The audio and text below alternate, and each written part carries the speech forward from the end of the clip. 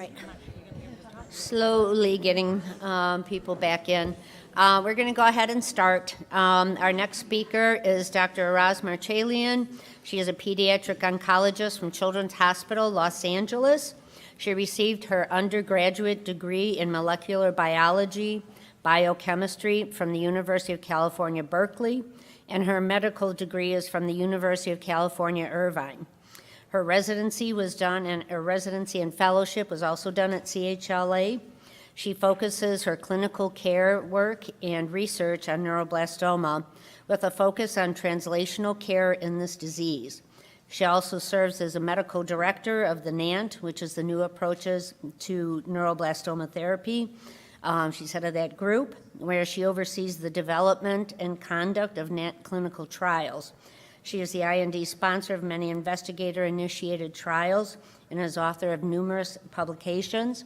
And her talk today is going to be on the trials within the NANT consortium. Dr. Araz Marachelian.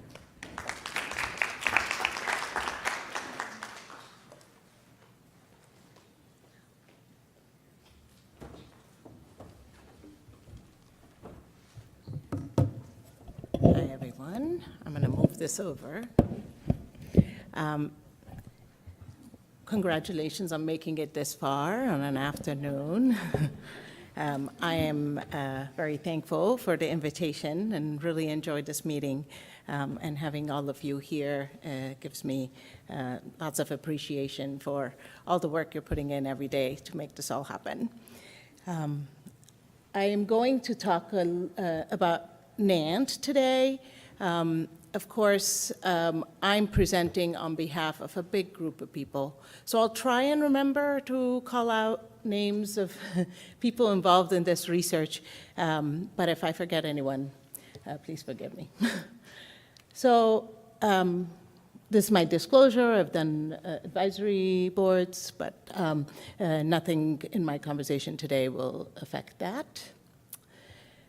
So I'll start with the mission statement, since this is important. And our vision is to cure all children with high-risk neuroblastoma using novel precision therapies. We've been talking a lot about that, developed by expert network of laboratory and clinical investigators. What do I mean by this? First, let's back up for a second. And I was thinking about how to talk about, what is the consortium? Why are we working together, and what are we doing? So I, Googled what a consortium is. Apparently, the strategy story, and there are lots of businesses that define this. And mainly, a consortium refers to a group of, could be companies, it could be organizations that come together to achieve a common goal or project. Typically, they have complementary skills and expertise to collaborate and share resources, knowledge, and risks, pursuit of specific objectives. So really, you're thinking 1 + 1 is not 2, but 3, hopefully, or more. So how does this work? We have what's called the Neuroblastoma Program Project Grant, otherwise known as the PPG. So what's a PPG? It supports broadly based, multidisciplinary, often long-term research program. It has specific major objective and a basic theme.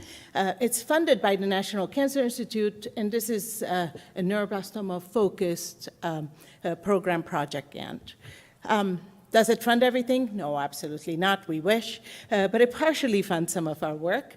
And within it, the NANT is what we call the translational core, which is taking things from the laboratory to the patients forward. So the goal is to discover and exploit mechanisms of resistance and immune escape.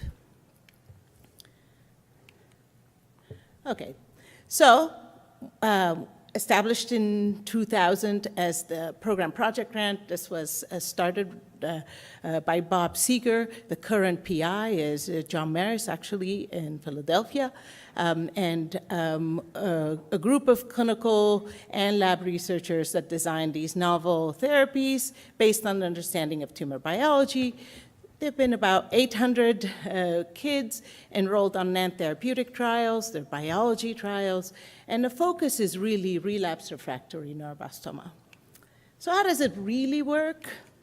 So number one, lots of lab work. I'm going to make this just one thing. It's obviously very broad. It takes a long time. But there's a lot of work going on in the laboratory of things that are maybe interesting and maybe not so. But the key here is early collaboration. We're collaborating with the lab investigators as clinical investigators so that we can make sure that the concepts or the lab, even the experiment, makes sense for things that may translate to a clinical trial. Is this logical? Is it not? So in that time, we have some collaborations with industry as well, sometimes families, but really it's in the early phases we're really discussing, is this something that we can bring forward? Is it useful? Is the data good enough that we may want to bring it to a clinical trial? Then comes the fun part where I spend all my time, which is design and execute a study for patients with relapsed refractory neuroblastoma. My partner in crime is Dr. Park, Julie Park, who's now at St. Jude. She's the overall scientific chair. So we get a lot of feedback, try to get funding, try to get the agent. That's harder than you might think, and be able to get the right agent to the right patient, and then work with regulators and just work. But the exciting thing is that eventually, not only do the kids with relapsed refractory neuroblastoma hopefully get the clinical trial, but hopefully, if it's successful, then we can discuss and talk about whether we move it overall to all neuroblastoma patients before they potentially relapse. And that's where COG comes in. So we are working actually quite closely together to try and move this as quickly as possible. How quick that goes, I think somebody asked yesterday, is so variable based on the agent, but there are some times where it all clicks and beautifully, and this is Club America, by the way. This is, but really it's about the teamwork. It's multiple people, just like our Club America friends. So, I'm going to give you, before I get into our trials, I'm going to give you a few examples of you've heard so far, things like, what's an example of how this really worked. For example, the current ANBL 1531 study, which is the phase 3 study that patients are currently enrolled on if they're newly diagnosed today through the Children's Oncology Group. There are two main questions in that study. One is whether MIBG, yes, no, for some patients. And the other question is lorlatinib for the kids who have the ALK mutation. Both of those were a result of the of the neuroblastoma trials within NANT, and then we worked through them. In fact, at the end of the lorlatinib study was still ongoing when the COG study first opened up. And so that was quite exciting, and how quickly it moved forward. The DFMO study you heard about from Dr. Goldsmith was also based on, chemo, as well as DFMO and the NANT, and then moved over to COG. Things like neuroblastoma response criteria, how to evaluate neuroblastoma, biology bank for relapse disease, et cetera. So these are sort of what I call impact. We'd love to have them very long, and hopefully make a difference in the overall. So these are the sites. We keep expert sites with clinical trial expertise. You can see my little CHLA on the West Coast, which is not raining as of now, and it's cooler. But we're trying to have geographical access for our patients. But we also want to have a good infrastructure for quick translation, so we want our sites to be relatively bigger neuroblastoma sites to be able to have enough patients to make it worthwhile to open all these studies. And I'm going to get to the trials in a minute, but just to give you an idea, we have, from the beginning, had North America sick kids in Toronto part of the new approaches in neuroblastoma therapy. For our lorlatinib trial, we started with the Institute Curie and Royal Marsden in the UK, and we have now an exciting collaboration that's been going on with Princess Maxima, which is slightly different in terms of they're going to be our operations collaboration within Europe to make the translation of our studies easier, because there are some times where it makes more sense to open a study transatlantically so we can accrue faster, get results faster. Of course, not all agents can go across. Some agents can only be in one place versus the other, and so we have to be careful of that. But having the infrastructure so that we can work with the companies who may be providing some of the drugs and making it quick and et cetera. So now that's the structure. Now let's actually talk about the trials. I'm going to focus on just a few sort of big boxes today. One is what's happening with MIBG currently. Two, what's happening with immunotherapy. And then we're going to talk about, how back to the patients, what are we doing, learning from the patients and taking it back.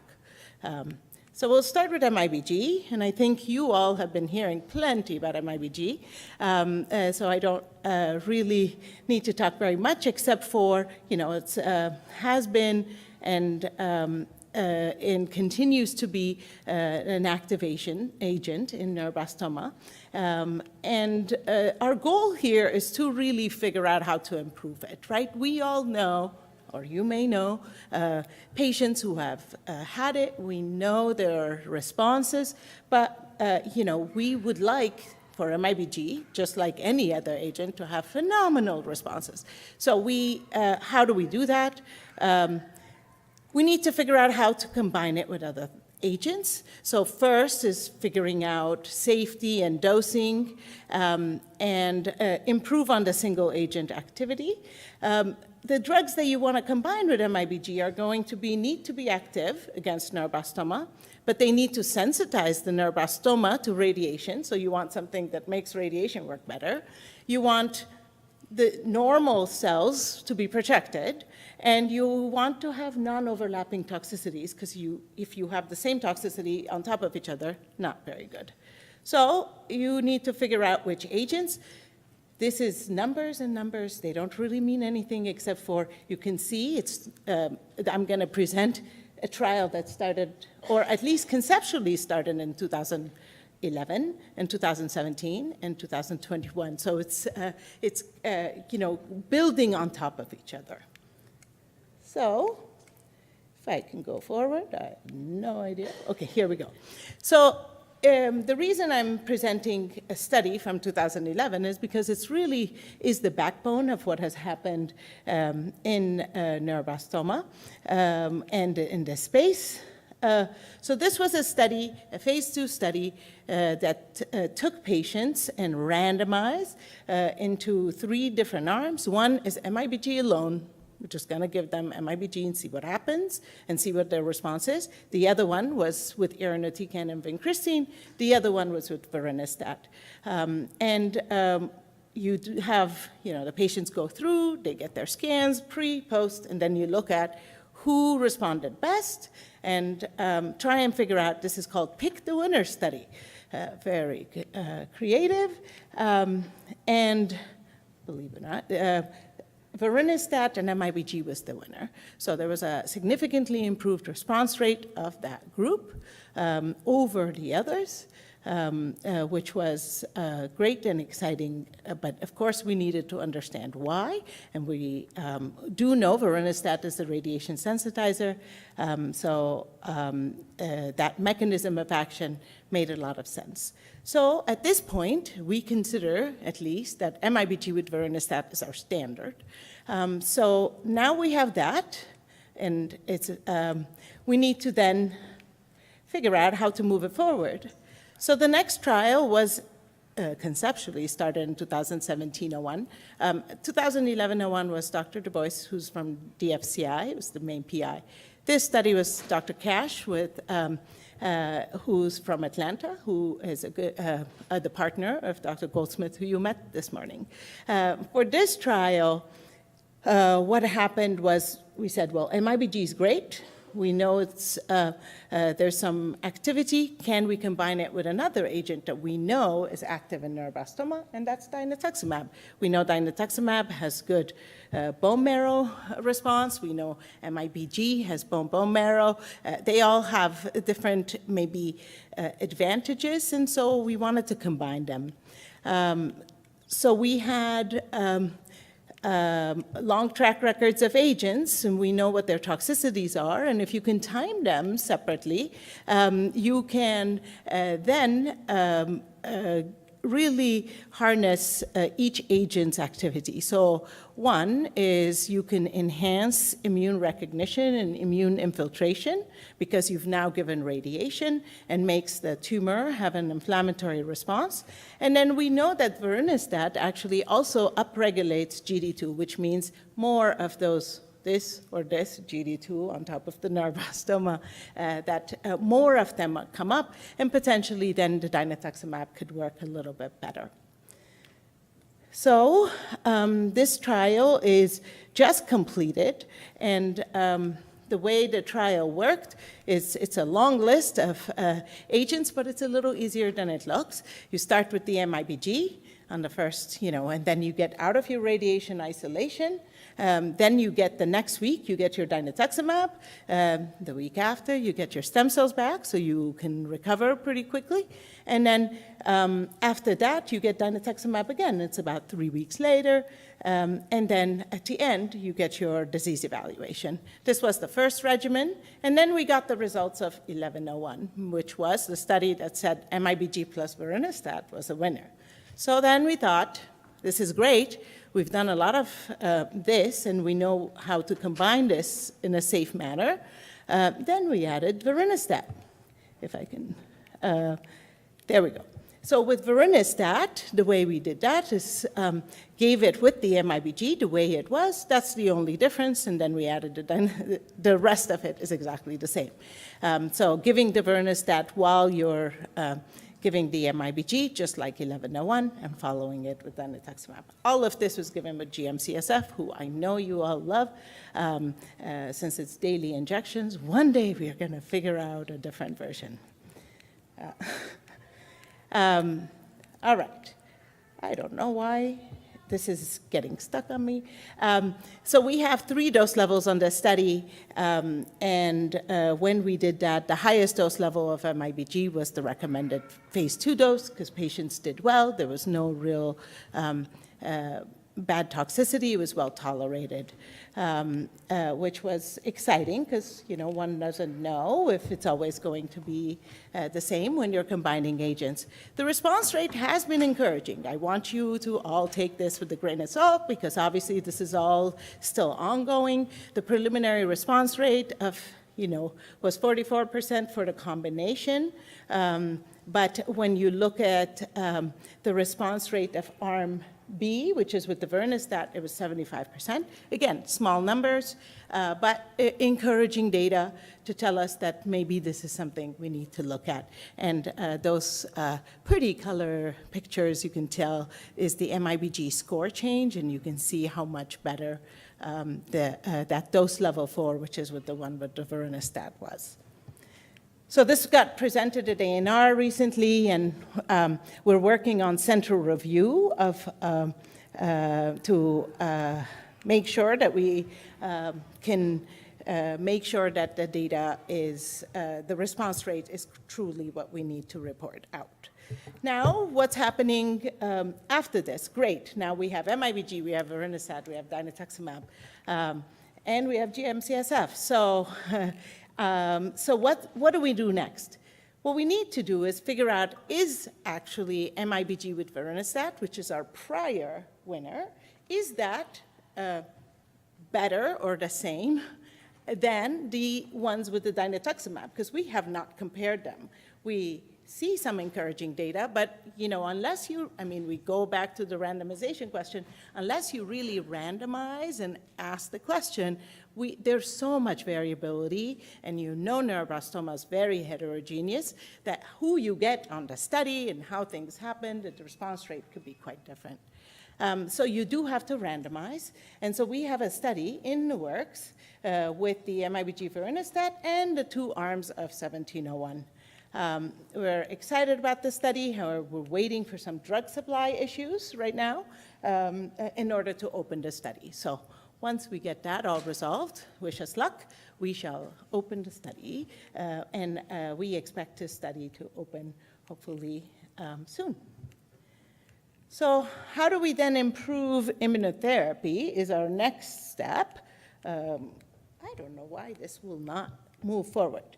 For immunotherapy, right now, most of the immunotherapy studies that we are doing are NK cells based.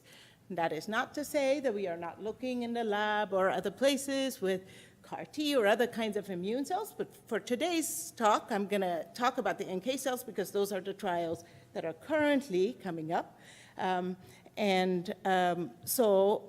are NK cells? They're natural killer cells. I love the name. But they're not the neuroblastoma natural killer cells. They're not the best. They need to learn how to kill better. And so we need to teach them a little bit. So the first thing that we did was 2013-01 study. So in that study, the questions were, can we take NK cells from our kids, take them from the blood, ship them back, grow them, educate them, and bring them back to the patients? Can we do that? And this was done with the blood. And what is the dose of NK cells that we should do this with? And we gave this with dinutuximab. This is pre-dinutuximab immunotherapy. You could see 2013. These studies take a bit of time. And for this study, we show for the first time that we can really do multi-institutional cellular cell therapy. And that it's feasible, because really, in reality, no matter what immunotherapy we're going to do, at some point, we need to figure out how to do this in a multi-institution setting. We cannot just have one drug in one place and nowhere else, and that is not how we want to treat neuroblastoma. And at some point, if it's going to be available to all kids, we need to figure this out. And so we were able to do this. It was a bit of work, but it was great, and we found that the NK cell therapy was safe, but there was no added toxicity.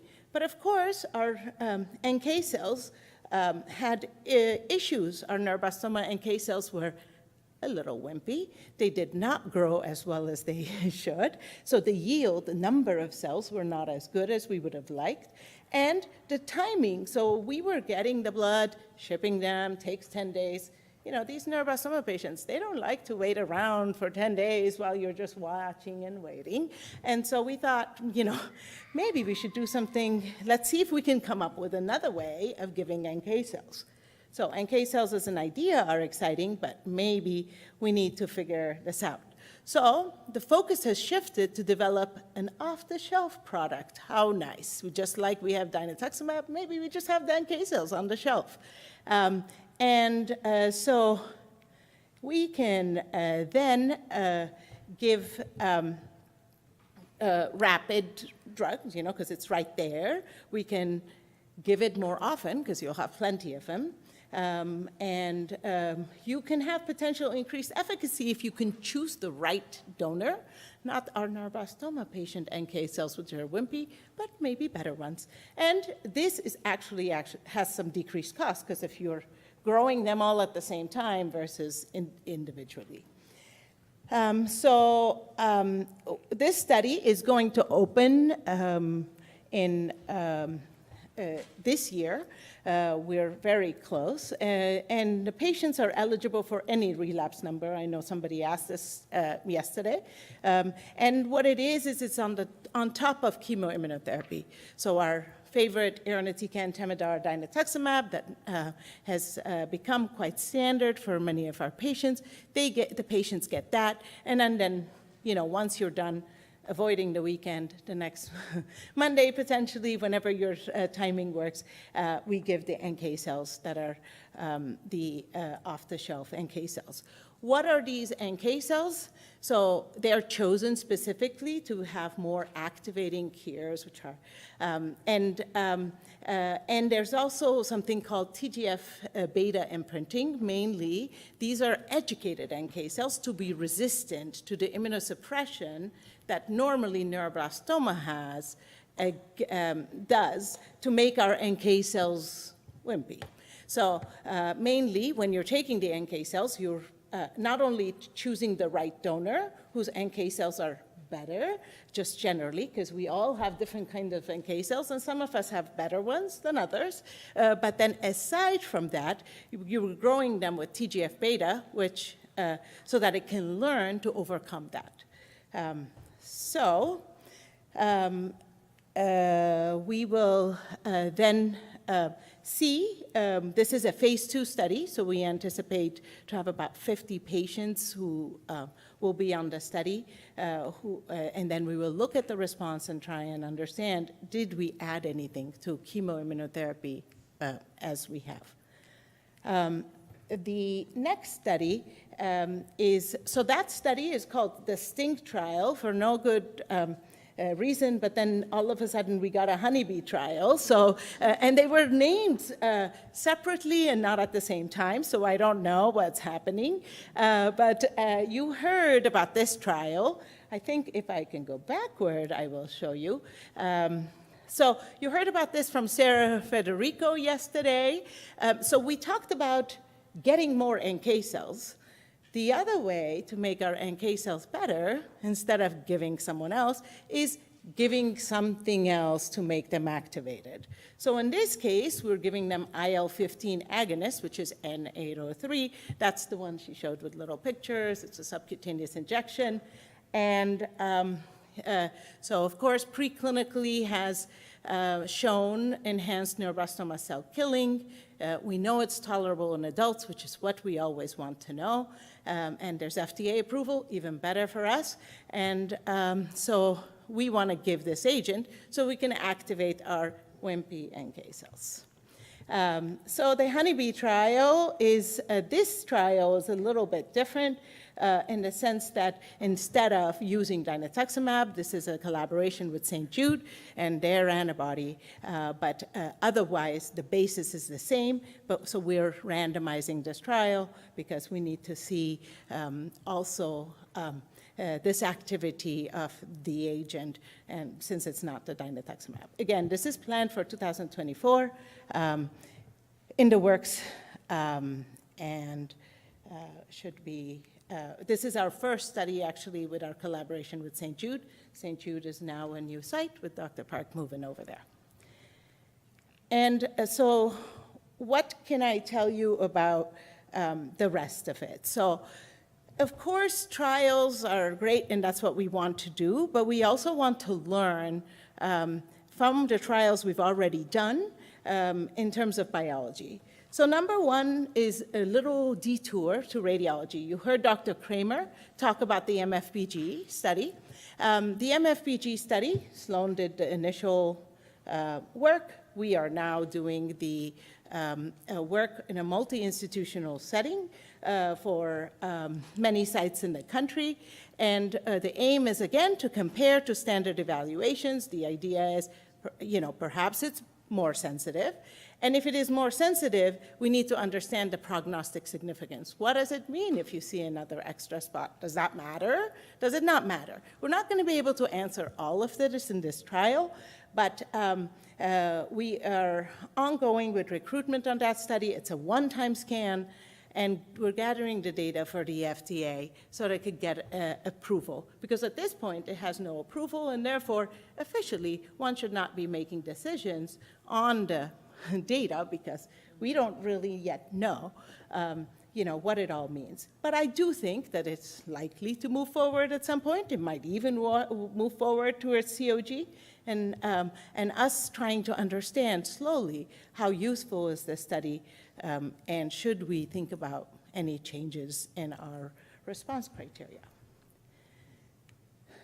In order to answer some of these questions, we always need to figure out a radiology studies.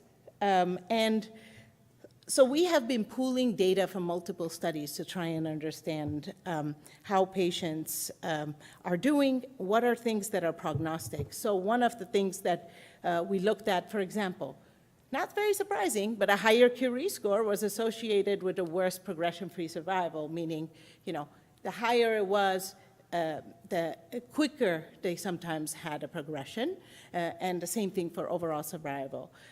For example, having measurable tumor and not just bone also had a worse overall survival, and of course vice versa. And we know, and also we've shown, that the refractory patients were actually, going on for much longer and not having relapses as quicker, and they were having longer survivals than our relapse patients. All these things help us in designing the right kinds of studies, because you need to balance the patients in the arms so that it's not biased. So we are doing a current review of our recent studies. This is data from up to 2009. So we are doing this right now, and hopefully in the next year, I'll be able to update you on our new criteria.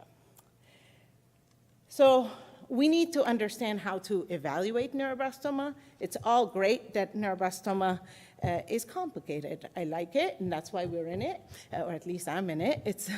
But it is, for most people, there are lots of things to look at. You have a bone marrow, you have the bone, you have the soft tissue. How do they interact with each other?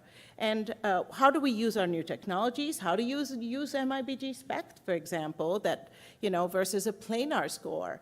How do we interpret low-level bone marrow response? These are all the things that we're working on, and the initial collaboration resulted in the international response criteria revision that are being used in our current studies, including in COG, but I think there's room for improvement. We're working on that actually with our European colleagues as well. So finally, if I don't run out of time, and if I can get this working, a little bit of biology. What do we need to do? We are giving, different agents to our patients, but a reality is that we need to learn when we're successful and when we're not, and why. And sometimes we're able to, and sometimes not, but we do have to have a bank so that we can understand. So we have patients who get bone marrow evaluations. We store a little bit of bone marrow. We get a little bit of DNA, RNA, protein, all the things you heard about today, so that they're all there.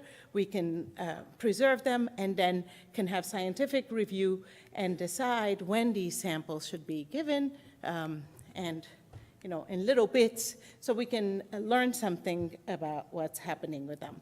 So one of the examples, this is a trial that Dr. Askarzadeh and Dr. Goldsmith, who both spoke today, ran, which was a precision study. We looked at, for example, all the the number of mutations and what percentages, and then try to correlate with immune markers, because that's really important, right? It's not only about the genetics, but it's also the immune milieu of what's happening. And you can see this color coding, I just put that as a pretty picture, just to show there's so much variability. There, certain mutations have more of one immune, I'm going to show it to you, but or different mutations come together while other mutations do not come together. So it's really trying to understand the mechanism there. And last but not least, you've heard a lot about liquid biopsies already, but that has become an area that we've been working quite hard on. Of course, for example, Foundation Medicine or any of the other companies or academic places are able to now do circulating tumor DNA for us. I use it in my clinical practice, which is, and try to understand what's happening. But really, what I do in my practice is one thing, but what we can do as a collective group, understanding all our patients together in their therapies and evaluate them, that's what we really need. And so in this study, there was, clear, these are all patients who were on lorlatinib, one agent, but there was clear, some patients it would go down and go up, some patients it would just stay the same, some patients didn't even have detectable DNA. What does all mean? How does that, correlate? And these are the kinds of things that we need to do to really, tell our parents, yes, this is what this means. It's going to take us a little bit of time to really understand it, but it is very useful to evaluate what's happening with the tumor and how it's changing as we're treating it. And understanding how it's changing then helps us with another trial design. The same thing happened with our 1101 study, which is the MIBG study that I told you about. And again, in that, we analyzed the circulating DNA. And you can see if a patient's DNA level was really undetectable at day 15, they were going to have a good response. We could already tell, we didn't do it while it was going on, but you could already tell who is going to respond versus not respond to the MIBG. Again, preliminary, but these are the things that we are learning. And then at prior times when I've presented here, we've sometimes talked about messenger RNA, and that's another way to look, not just DNA, but RNA. And we have shown that that's prognostic. The issue with our neuroblastoma patients, they're mostly quite detectable, but for the kids who are undetectable, they do really great. And so how to combine circulating DNA, RNA, and in this space, this is lots of people working on. So what are we doing? How can we work all this out? It's called too much information, and we need to put it together. And so if I could go back, but we have a trial that what we call umbrella protocol that is being developed, where the idea is to prospectively analyze, again, under all these studies that are happening and also understanding their immune markers. And so sequencing, getting results, liquid biopsy, getting results, but then quantifying things like GD2, immune profiles. But those are not things that you get back results because, again, they're not things that yet what's called CLIA. Some things that are CLIA, then they're the things that are validated that you can get back, and things that aren't CLIA, then they're not useful. We don't know yet. They're useful for us to understand the science, but they're not yet validated to help us making treatment decisions. So last but not least, there's lots of challenges and that you've heard about today, also some successes. I do think that generally our success is going to be combination, multimodal therapy. Learning is definitely bidirectional, right? We're learning from the patients and the laboratory, but it goes both ways, but it requires a lot of infrastructure so that you can go quick and you can translate, you have a nice agent so that we can go forward and get it to our patients.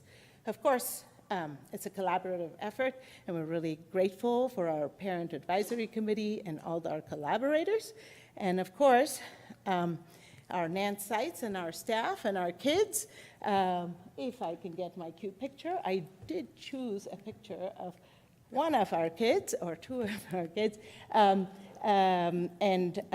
course, just like everyone else said, we're not there yet, but we're every day closer than yesterday. With that, I thank all of you and all of our supporters and all our kids and you. Thank you, Dr. Marachelian. Do we have any question? Yes, thank you for speaking. I was just curious, I had a two-part question. The first part was, with the honeybee and the sting trials, how many cycles are given in those trials? So with the sting trial, we're doing 6 cycles at this time because of the NK cells and just as preliminary. With the honeybee, it's going to be a little more, and it's probably going to be around 8 to 10 cycles. We're working that out at this point. And this was more of a theoretical question. With the MFBG, could that ever in the future be converted into a treatment like MIBG? And I don't, this is more an imaging modality. You'd have to, Yeah, I didn't know if, Yeah, if they could yeah. up the dose. I would assume that not. I think it would be a very different, because we need different, for example, in the MIBG, it's a long-acting iodine, and so this is really an imaging study. Okay, that's it. Okay, one more question, and then we have a special surprise. You mentioned right at the end that you there's a prospective kind of a study or approach looking at the biomarkers of patients that are on the NAN trials. Is there anything in the kind of in the pipes for using a prospective approach to look at liquid biopsies of patients after treatment? Like how they did the Framingham heart study or whatever, to see if there are markers that show up that are early detection of relapse? Yeah, good question. If you think about that, that really is in the setting of the Children's Oncology Group. And the reason I say that is because this is an upfront setting where we are looking at liquid biopsy in patients who have completed the studies and throughout there. So you will hear, I am sure, there's been some exciting data at Children's Oncology Group about this. But again, the studies have to complete before we truly understand. But yes, in NANT, we are doing that as well. But again, if you think about our relapse refractory population, it's a little more relevant in the upfront setting where you have a lot more patients who have no disease whatsoever. But early detection and understanding that is key for us, in addition to understanding how the tumor is changing while we're treating it. Thank you. All right. Thanks, everyone. Is that it? Thank you.